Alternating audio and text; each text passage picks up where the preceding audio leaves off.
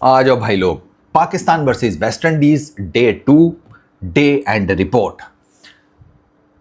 कितु शुरू करिए। 311 किए वेस्ट इंडीज ने पहली इनिंग में, ज्यादा है। 250 के आसपास इस वेस्ट इंडियन बैटिंग लाइनअप को हम नबेड़ सकते थे। अब तुम कहोगे फर भाई 311 ज्यादा तो नहीं है सरकार। 311 जिस कॉन्टेक्स्ट में मैं अभी आपको बताने लगा हूं ना, तो आपको ज्यादा ही लगेंगे, और ज्यादा लगेंगे ताड़ा चपेड़ा मारन का दिल करेगा। खैर 311 वेस्ट इंडीज ने किए अपनी पहली इनिंग में। पाकिस्तान ने किए हैं डे 2 एंड पर 199 रन। पाकिस्तान के 3 आउट हैं।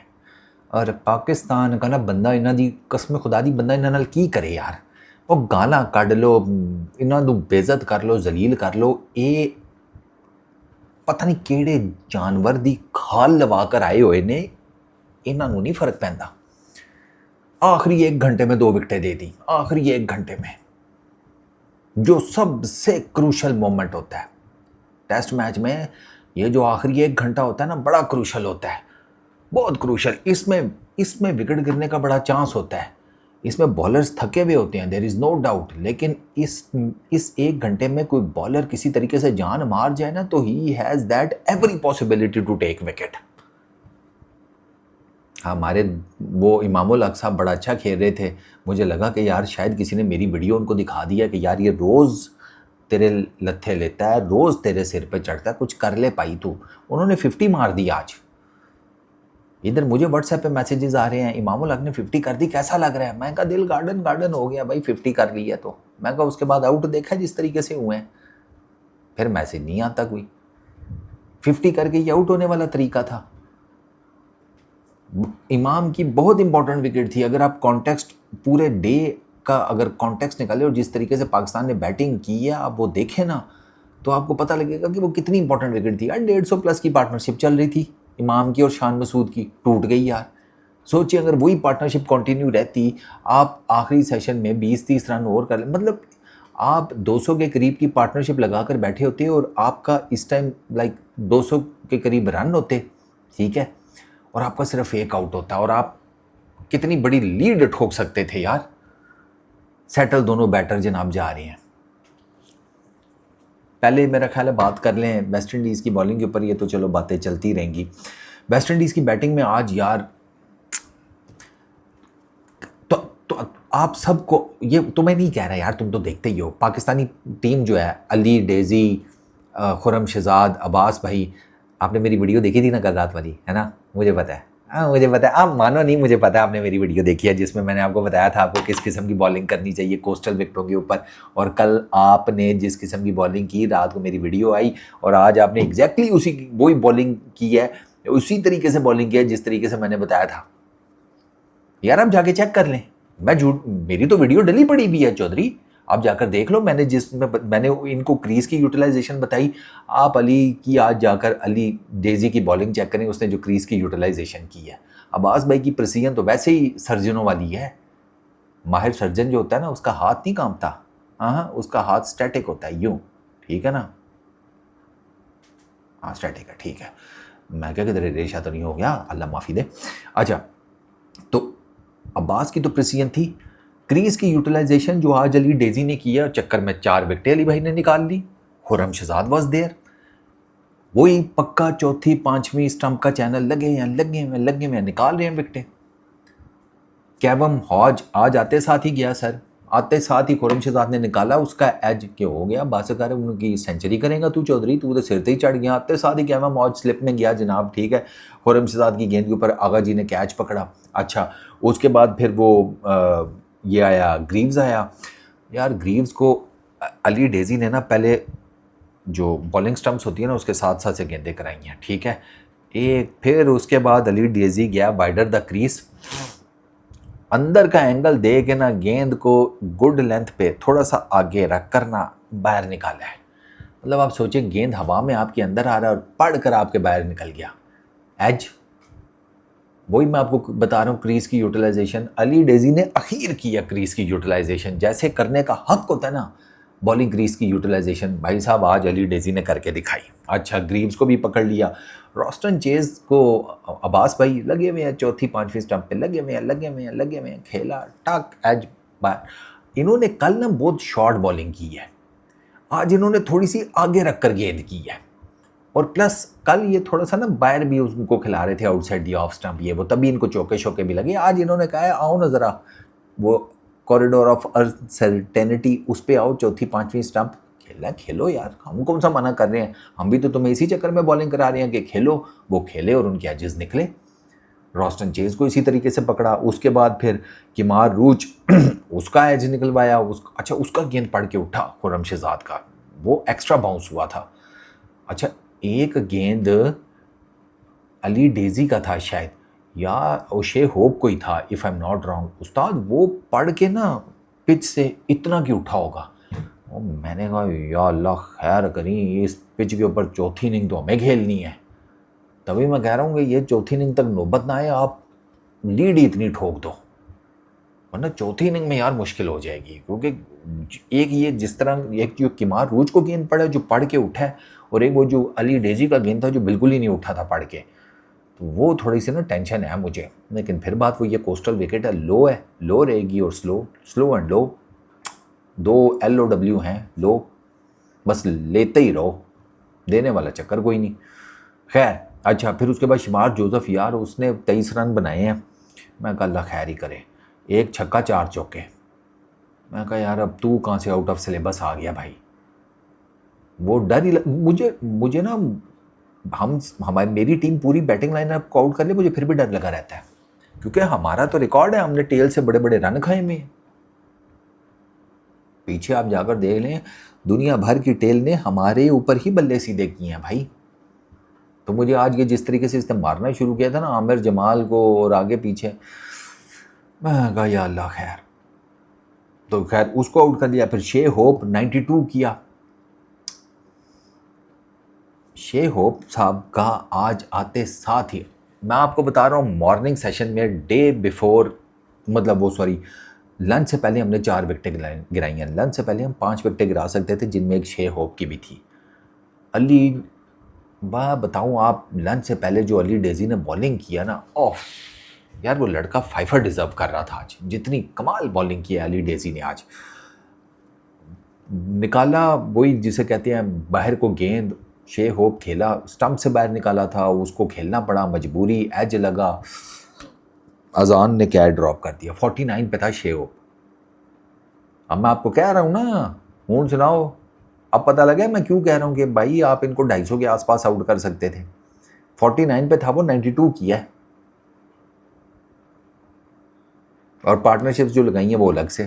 तो यार वो फिर वो बात वही है।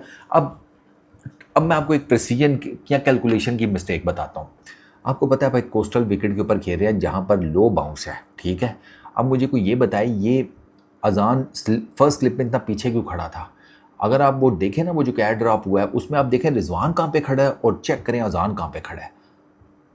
अजान ठीक ठाक पीछे खड़ा था रिजवान से। ओ भाई जानू थोड़ा आगे आ, पर्थ में खेल रहे हो हैं, कौन सी ऐसी विकेट है, ये न्यूजीलैंड की पिच है कि आप खड़े हैं वो पीछे करके 30 यार्ड के पास के, भाई बहुत बाउंस है, वो आगे आओ सर, लो विकेट है यार। फिर भी मैं इसलिए कह रहा हूँ आगे आता तो यहाँ पर कैच आता, ठीक है ना। पीछे खड़ा था तो वो आगे का कैच करा, उस वैसे उसको करना चाहिए था वो कैच, उसकी कोई माफ़ी नहीं है, ठीक है ना। तो अजान को तो फिर मैं उस टाइम सोच रहा था, मैं कहा ये जितने रन बनाएगा वो तुमने करने हैं, उन्हें फिर कितने रन थोड़े सामने ही हैं सारे। वो ये हम ना ये हमने ब्लंडर मारा है, सीधी सी बात है। और अब उस कैच के बाद ना, अब आप ये देखें ना, 34 रन, 26 रन, 17 रन, 30 रन, ये वो पार्टनरशिप्स हैं जो उसके बाद आई हैं। अब ये मोटा मोटा आप हिसाब लगाएं ना, 50 और 70 और मोटा मोटा 80-90 रन की पार्टनरशिपें उस कैच के बाद ड्रॉप लगी हैं। अब बताएं ज़रा, जब मैंने आपको बता रहा हूँ कि 250 के आसपास हम इन्हें बड़े आराम से पकड़ सकते थे, मैं गलत कह रहा हूँ यार। मैं आपके सामने यबड़ियाँ थोड़ी मारूंगा यार, और बड़े आराम से 250 पे पकड़ सकते थे। फिर भी हमने आज 115-17 रन के ऊपर 7 विकेटें गिराई हैं वेस्ट इंडीज़ की। This is the really huge achievement. बहुत बहुत कमाल बॉलिंग की आज सब ने यार। अब्बास 3 विकेटें, खुर्रम शहजाद 2 विकेटें, अली डेजी 4 विकेट्स। तो आपकी जिसे कहते हैं 9 विकेट्स आपके 3 मेजर जो बॉलर्स हैं उन्होंने लिए हैं। 1 विकेट जो है वो आमिर जमाल ने लिया है। अली उस्मान के हिस्से में विकेट नहीं आई, बट कोई नहीं, वो आगे चल कर ले लेगा। तो मेनली आपकी विकेट्स जो है ना वो आपके 3 जो मेजर बॉलर हैं ना जिनके ऊपर आप एम्फेसाइज कर रहे हैं, अली, खुर्रम और अब्बास, उन्होंने निकाली है, which is the really good thing. ठीक हो गया जी। आप 311। अब आ जाएं आप पाकिस्तान की इनिंग्स के ऊपर। अजान अवैस 0। अजान अवैस का मैं आपको एक मज़ेदार स्टैट बताता हूँ। अजान अवैस की ना ये कितनी 5वीं की 6ठी इनिंग है, ठीक है। और मेरा ख्याल है 5वीं 6ठी इनिंग में ना अजान अवैस हार्डली कोई इसकी ऐसी इनिंग होगी जिसमें ये अराउंड द विकेट आउट नहीं हुआ। ये अराउंड द विकेट आउट हो रहा है। राइट आर्म अगर मैं हूँ, अंपायर ये खड़ा है और मैं इस तरफ से कर रहा हूँ तो ये ओवर द विकेट है, उस तरफ मैं जाऊँगा तो राउंड द विकेट है। सर ये राउंड द विकेट आउट हो जाता है। अब आपको ये स्टैट पता है? नहीं पता ना। इसके ये मेरा ख्याल है एक आधी दफ़ा शायद नहीं आउट हुआ, बाकी टेस्ट अभी तक इसके जितनी भी इनिंग्स हैं उसमें ये अराउंड द विकेट आउट हुआ है। आज भी अराउंड द विकेट आउट हुआ है, बोल्ड क्लीन। मतलब मुझे समझ नहीं आई यार, वो बॉल रोका जा सकता था। He missed it, he completely missed it. 0 के ऊपर खड़क गया कुंडा अजान अवैस का। अब वहाँ पर था पाकिस्तान प्रेशर में। वो प्रेशर किसने उतारा? One and only Shani English. Shani भाई की आज किस्मत ने जितना शानी भाई का साथ दिया ना, मैं आपको बताऊं कि इतना साथ आपकी ज़िंदगी में आपकी बस बीवी देती है या शोहर देता है, जितना साथ आज किस्मत ने शानी भाई का दिया। शानी भाई के अल्लाह भला करे 3 से 4 इनसाइड एज लगी हैं जो विकेटों के पास से गुजर गए। एक उनकी टांग पे लगा, ठीक है, गेंद, और यहाँ से विकेटों के पास से निकल गया। एक उनका वेरिकन ने कैच ड्रॉप कर दिया शानी भाई का आते साथ ही। एक शानी भाई का स्लिप्स में से कैच गुजर गया। एक शानी भाई का एज स्लिप्स के ऊपर से गुजर गया। आगे सुनोगे? शानी भाई का एक plumb L BW out, plumb L BW out, जिस पर जेडन सील्स और रिचर्ड कैटलबर्ग के बीच में मुंहमारी भी हो गई। अंपायर रिचर्ड कैटलबर्ग ने रॉस्टन चेज को बुलाकर कहा कि यूं करके कि इसको क्या है, बातें कम ठोके, पकड़ के पीनलाइज कर दिया ना तो बैठा रहेगा। क्योंकि जेडन सील्स का है कि वो कई दफ़ा ना फ्रस्ट्रेशन में वो बोल जाता है, इवन वो अंपायर्स को भी नहीं छोड़ता, तो वो बोल जाता है, तो उसको पहले भी वार्निंग्स मिली हुई हैं। तो आज वो इतना सा शानी भाई बच गए। जो इम्पैक्ट था ना वो अंपायर्स कॉल हो गई। और वो जो यॉर्कर मारा था ना जेडन सील्स ने, चौधरी, उफ, इतना बेहतरीन इन स्विंगर मैंने बड़े टाइम बाद देखा है। और वो वाकई यार वो इन स्विंगर विकेट डिजर्व करता था, सीरियसली। इतना सा ना इम्पैक्ट आप कह ले कि लग रहा था कि हल्का सा बाहर हो गया। मतलब अंपायर आउट दे देता, शानी भाई आउट थे, ठीक है। और शानी भाई बच इस वजह से गए कि रिचर्ड कैटलबर्ग को ये लगा कि जो इम्पैक्ट है ना गेंद का वो आउटसाइड द स्टंप है, या ऑफ स्टंप कर ले, जो भी कर ले। इम्पैक्ट पे अंपायर्स कॉल होगी, शानी भाई बच गए। वरना शानी भाई आज डे एंड के ऊपर ना आखिरी 1 घंटे में गिरने वाली 3री विकेट होते। बहुत कमाल यॉर्कर मारा था यार। तो शानी भाई की आज किस्मत ने उनका साथ दिया। और शानी भाई ने भी कहा फिर एक गल रहती है एन जाते हैं जी सही, क्योंकि प्रेशर में था पाकिस्तान। पहले 1 विकेट जल्दी गिर गई थी, शानी भाई ने मारी शॉटें। शानी भाई ने अपनी 50 यूं की है। मतलब पाकिस्तान जब तक शानी भाई की 50 नहीं हुई, पाकिस्तान उस टाइम ऑलमोस्ट 4-5 और एट टाइम्स वो क्लोज टू 6 के रन रेट से गया। शानी भाई ने बहुत चौके मारे हैं सर आते साथ ही। मैं आपको बता रहा हूँ, उन्होंने कहा कि भाई किस्मत साथ दे रही है, मारो। शानी भाई ने 7 चौके मारे हैं और 7 उसी मेरा ख्याल है टाइम फ्रेम में मारे थे। उसके बाद जब वो स्लो डाउन हो गए फिर उन्होंने 7 नहीं, शानी भाई ने 11 चौके मारे हैं। और 11 में से ना अल्लाह आपका भला करे, मेरा ख्याल है कोई 8 9 10 तो उसी टाइम के थे। आते साथ उन्होंने प्रेशर रिलीज़ किया है, स्ट्राइक खुद रखी और उन्होंने मारा। इस टाइम शानी भाई 88 नॉट आउट के ऊपर है। अल्लाह करे कल इनकी सेंचुरी हो जाए यार, मेरी तो दुआ है। तो शानी भाई की 50 ऑलमोस्ट समझे रन बॉल है और अभी वो 88 पे हैं 137 बॉल्स खेल के। शानी भाई ने ना जब गेंद थोड़ा पुराना हो गया, मूवमेंट ख़त्म हो गई, ठीक है, तो और उनकी भी 50 हो गई, तो फिर उन्होंने ज़्यादा चांस इमामुल हक को देने शुरू किए कि अब तुम भी ज़रा स्कोर कर लो, वरना इमामुल हक तो दूसरी एंड पे ही खड़ा रहा है। इमामुल हक ने रन उसके बाद करने शुरू किए हैं। इमामुल हक ने 63 किए हैं, 102 गेंदें खेलकर 7 चौके। आपने 102 गेंदें खेली हुई हैं, 62 आपके रन, 63 आपके रन हैं। आप मुझे एक बात बताएं, शमार जोसेफ का वे आउटसाइड दी ऑफ स्टंप, वो होगा गेंद कोई पाँचवीं भी नहीं, छठी, सातवीं, आठवीं स्टंप के ऊपर गेंद था, जिसे बड़े आराम से छोड़ा जा सकता था। चौधरी साहब ड्राइव मारने की है, विराट, संगा, हेडन, इमामुल हक साहब जो हैं वो ड्राइव मारने चले गए, कोई ज़रूरत ही नहीं थी। एक स्लिप खड़ी थी, उसी ने कैच पकड़ लिया।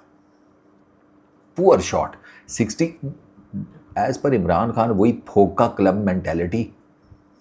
इमरान खान ऐसी शॉटों को ना कहता था क्लब मेंटेलिटी शॉट्स, कि भाई 50-60 कर लिया, आउट हो गया, चलो जी अपना काम कर लिया। और सेंचुरी बनाओ भाई, एक सेंचुरी नहीं है आपकी पाकिस्तान से बाहर, 27 की आपकी बैटिंग एवरेज है। जिस टूर पे आप जाते हैं एक आधी 50 कर लेते हैं, अल्लाह रहते खैर सला। 2018 से आपका ये चल रहा है, 16वां टेस्ट मैच है ये आउटसाइड पाकिस्तान इमामुल हक का, एक सेंचुरी नहीं है, बस 4-5 50s हैं, जिसमें से एक उसमें एक और ऐड कर लें। क्या ये कोई टेस्ट बैटिंग है? खुद बताएं यार आप। 63 आप कर लिया, अब सुकून करो भाई, तुमने वो जो क्रूशल टाइम पीरियड था वो निकाल लिया, अब बॉल इतना ज़्यादा कुछ नहीं कर रहा, आराम आराम से लगे रहो। विकेट इंपॉर्टेंट होती है, पार्टनरशिप इंपॉर्टेंट है। 150 प्लस तुम लोगों ने पार्टनरशिप में लगा दिया था, तुम्हारी वो विकेट ना गिरती, तुम इस टाइम 200 के करीब की पार्टनरशिप लगाकर खड़े होते। पाकिस्तान आउटस्टैंडिंग पोजीशन में होता है इस टेस्ट मैच में, डे 2 के एंड पर। नहीं सर, इनको 50 करके आउट होना है। इनको होता है कि बस बहुत थक गए हैं यार, 50 कर लिया ना, और कितना करें, दुनिया मार रही है, 100 तो मारती रहे। हम नहीं कभी दूसरों को देखकर अपना मुंह लाल कर लेते, भाई क्या हो गया। बंदे के अंदर अपना आप होना चाहिए, दूसरों की क्रिकेट देख के हमसे एक अजीब यार, अजीब भाई, फोका क्लब लेवल मेंटेलिटी। बॉबी